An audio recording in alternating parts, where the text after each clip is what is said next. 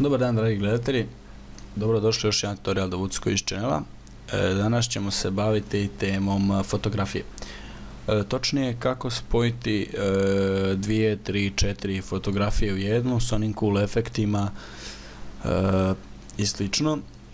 Postoje neki online uređivači, ali na njima ne možete štimati okvire i slično.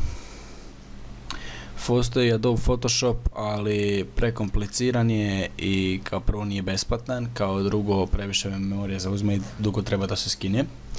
Ali ja sam našao jedan savršen program za to, zove se Photoscape, on je besplatan, možete ga skinuti s Google-a i jako brzo se skine, jako brzo se instalira.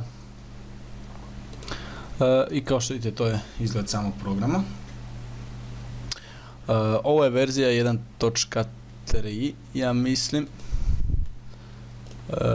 Ćemo provjeriti točno.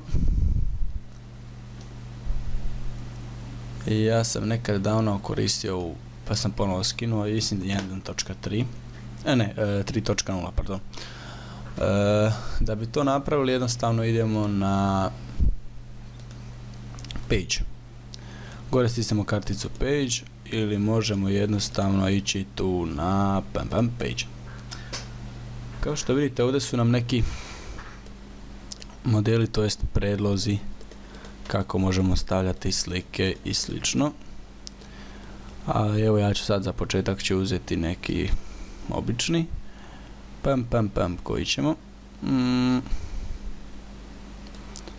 idemo uzeti, ajmo malo tražiti da nam nije dosadno. Možemo uzeti ovaj. Da, može. Jednostavno tu pronađite folder gdje su vaše slike i samo dovučete slike. Kao što vidite, znači možete ih povlačiti, promjenjivati veličinu i slično.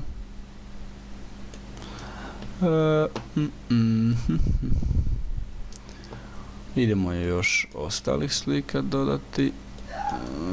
Ćemo delete, nju ćemo staviti dolje. Malo se pravim kao da znam šta radim.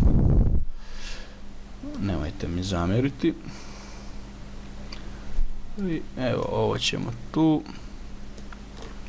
I kao što vidite, to je vaša slika, ali to nije sve. Kao što bi u Topshopu rekli, ako nazovete odmah. Imate znači razne okvire. Znači kao što vidite, okvir ide na svaku sliku. Evo, ja ću koristiti ovaj okvir, ok. Možete promijeniti i filter, to jest malo izgled. Ja ću uzeti ovaj, sviđa mi se najviše.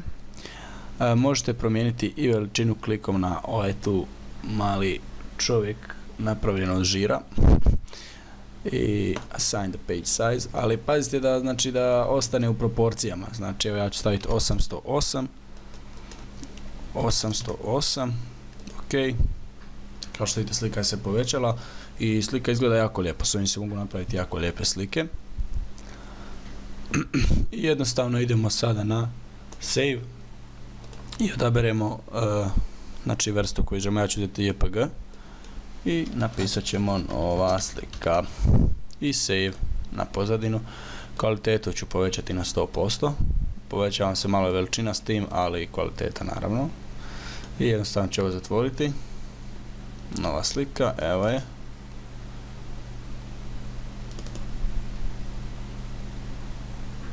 Slika je savršena, može i na razglednicu.